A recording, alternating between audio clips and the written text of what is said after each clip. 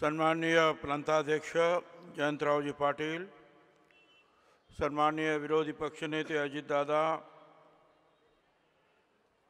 आमदार मनोहर चंद्रिकापुरे, अमोल मिटकरी, निलेश लंके, माजी खासदार मधुकरराव कुकडे, ओबीसी सेलचे महाराष्ट्राचे प्रमुख ईश्वर बालबुद्धे, सलील देशमुख, दीनानाथ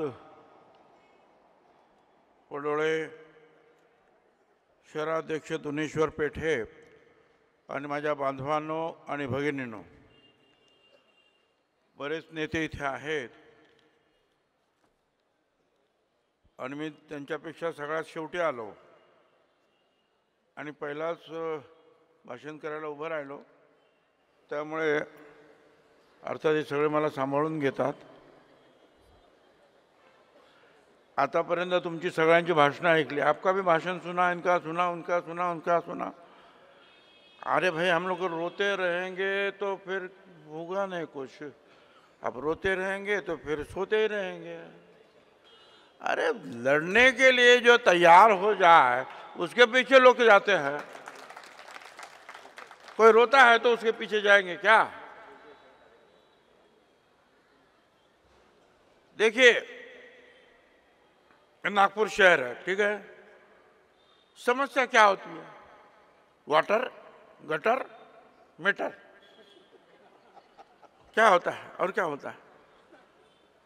अरे भाई, तुम लोग जो है, अगर पार्टी बढ़ाना है, एक कितना लोग है अपना कारपोरेटर? 2 है. अच्छा, मेरे को तो लगा एक ही है. एक, हाँ, 156 में 2 है.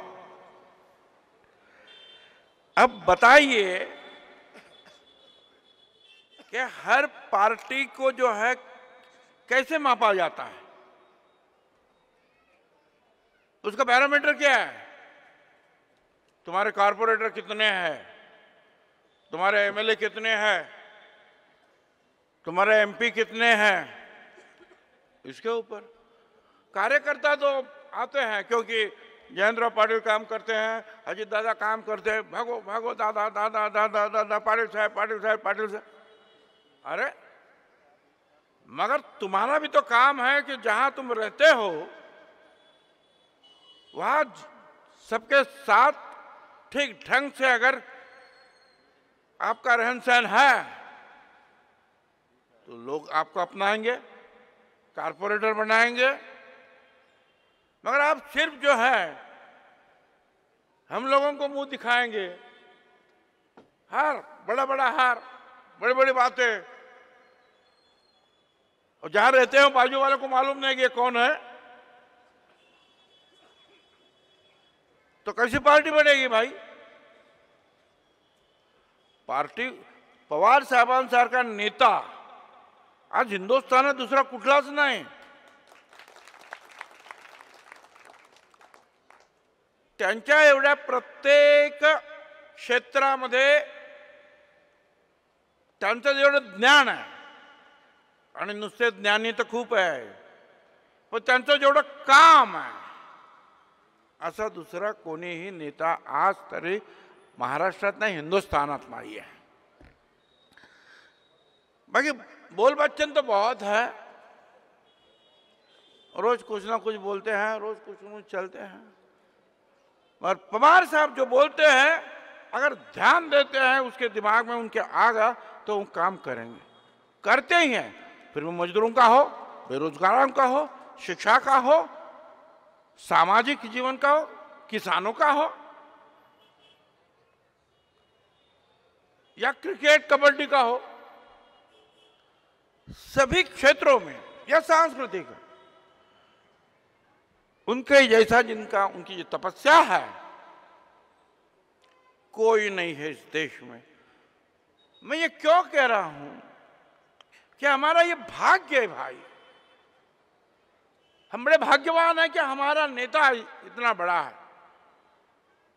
मगर क्या करें, नेता बड़ा है मगर हमको भी तो ऊपर उठना चाहिए.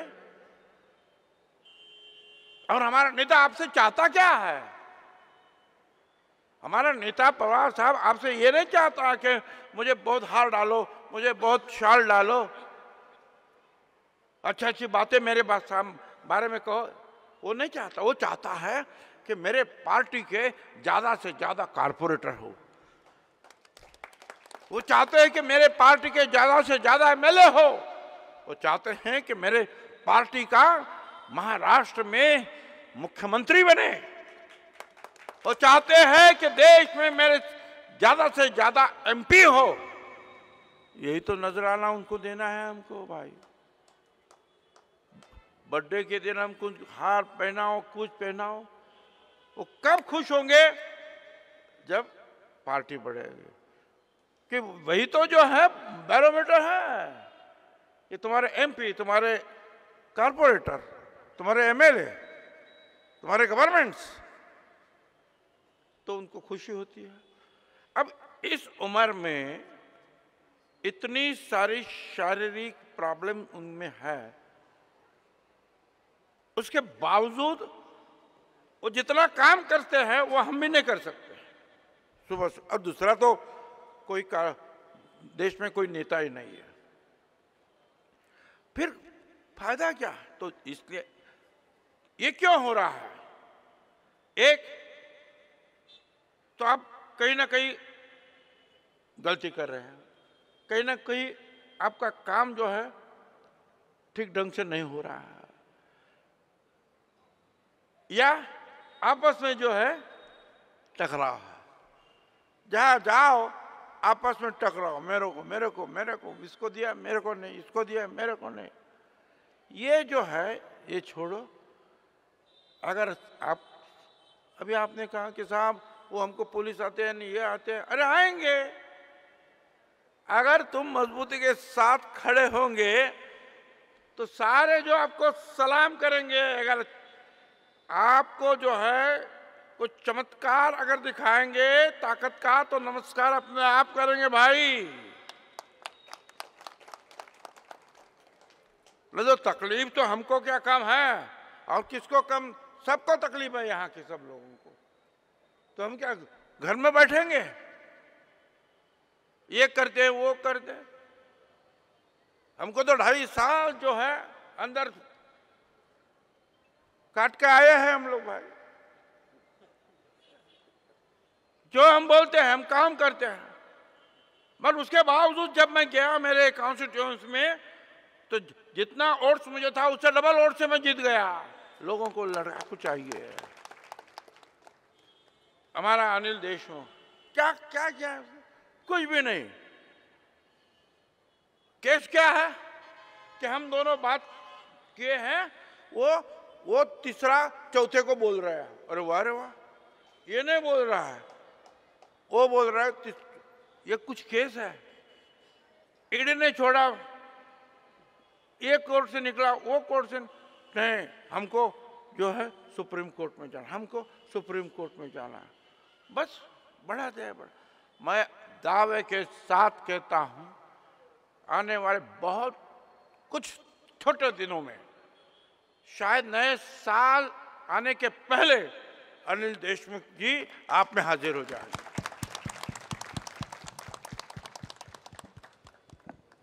अरे उनका काम ही है, तुम अच्छा काम करो, ईडी की बीड़ी जल जाएगी। बस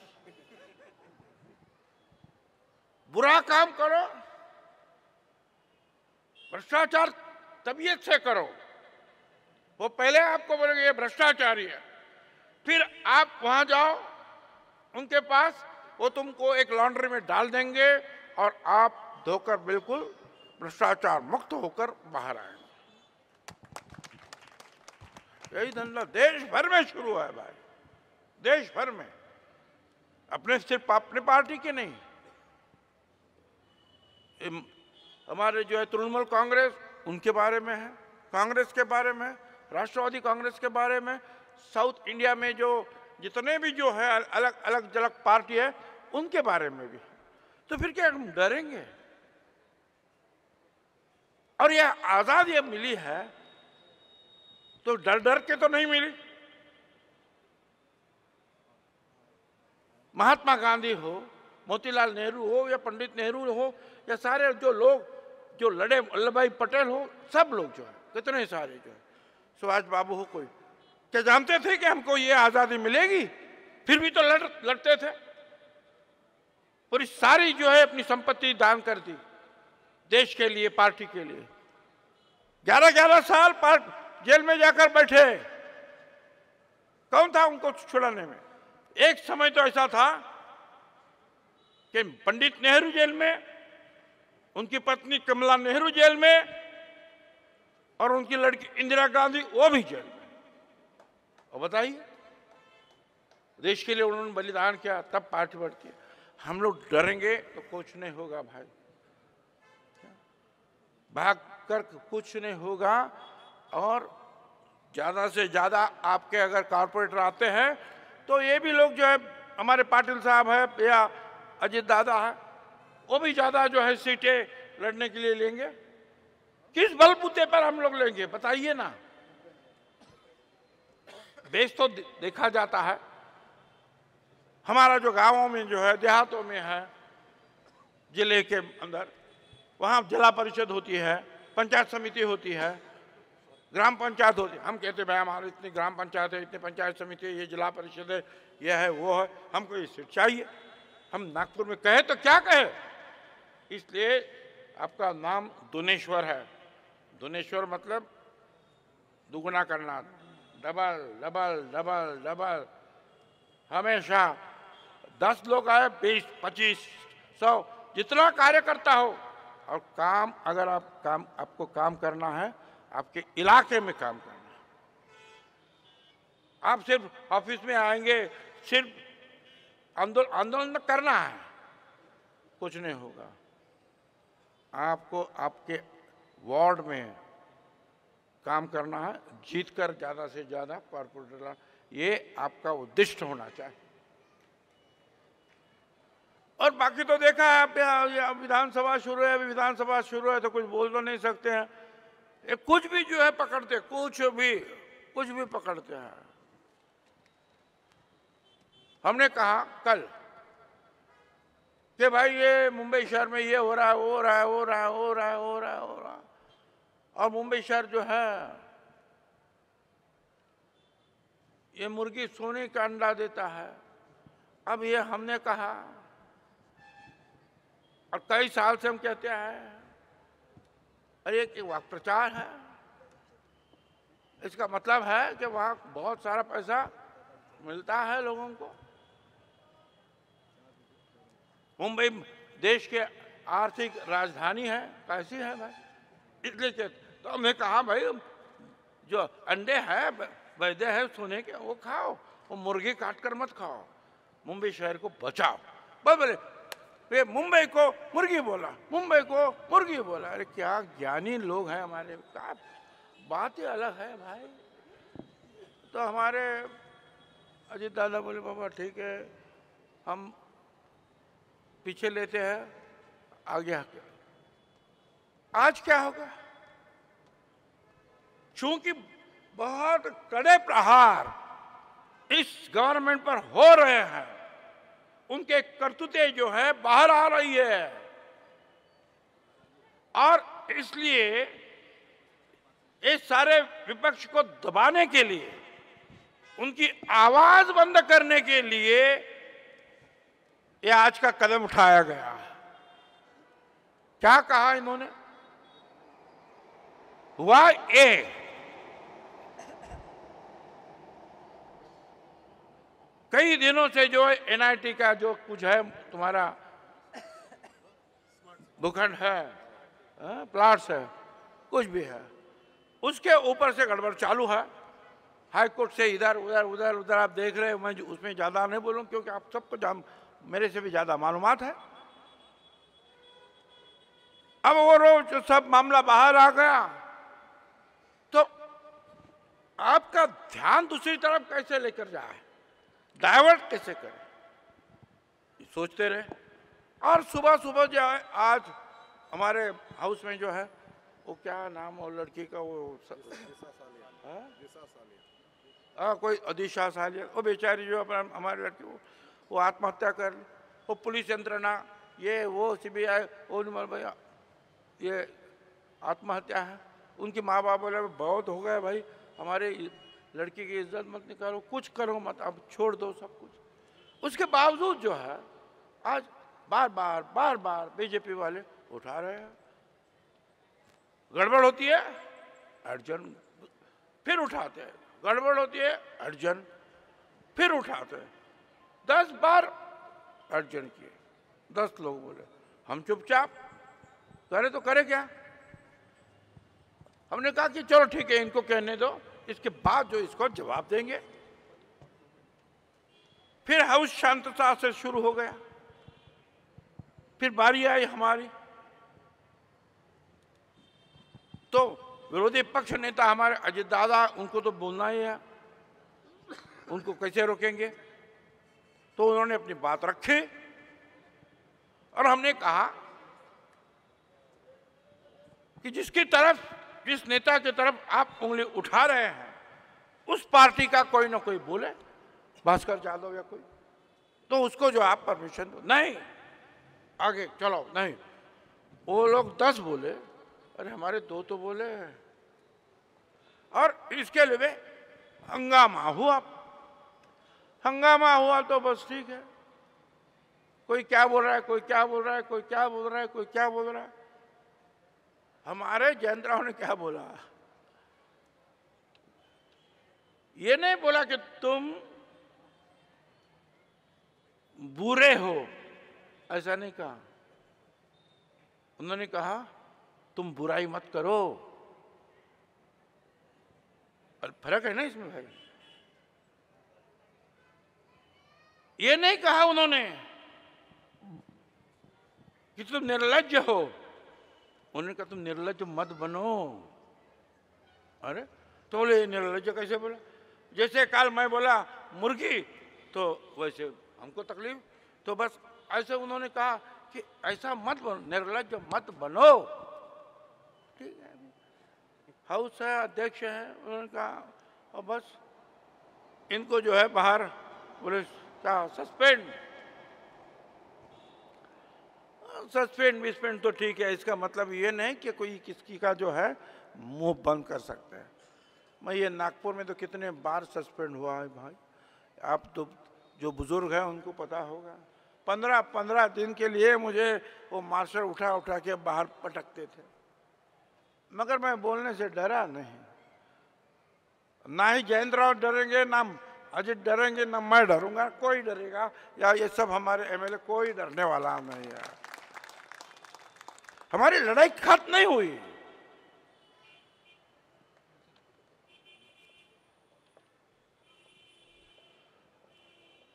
हम किसी शाख के, किसी झाड़ के पत्ते नहीं है जो हवा आए और उड़ जाए।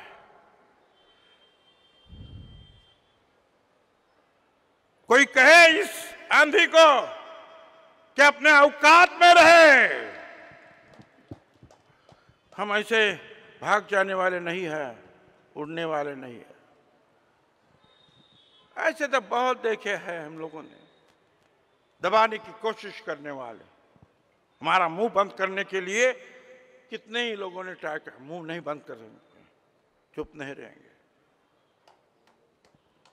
और आपको भी बोलना होगा, आपको भी रास्ते पर आना होगा। ये नहीं कि पुलिस हमको पकड़ेगी, अरे पुलिस ने तो हमको तो इतना मारा है, इतना पकड़ा है, 2-2 साल, ये तो 2 साल इधर का आप बोल रहे 2-2.5 साल, इसके पहले 10 साल, 10 बार मैं जेल में गया हूं।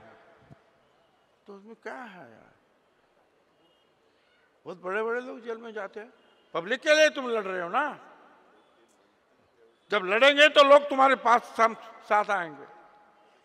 तो ये कोई डरने की बात नहीं है। जयंत राव का क्या, जयंत राव कुछ नहीं, जयंत राव आज हीरो बन गए हैं, हीरो बन गए जयंत राव, समझा ना, हीरो बन गए भाई।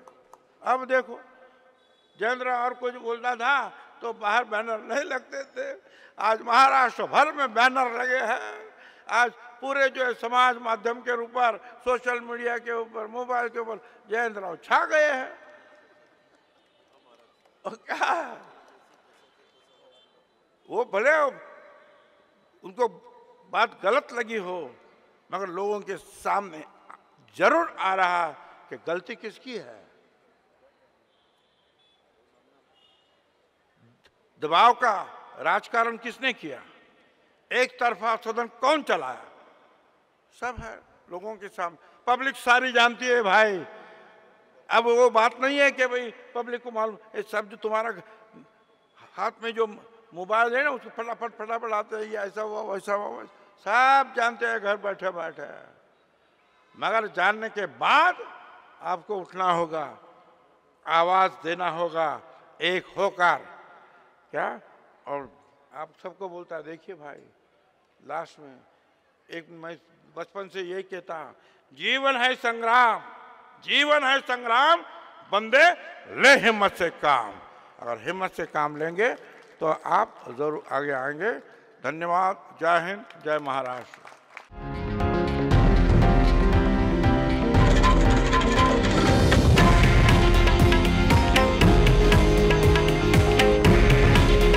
हे आहे देशातील नंबर 1 न्यूज नेटवर्क आणि आपण पाहत आहात TV9 मराठी। काळजी तुमची, हित महाराष्ट्राचं।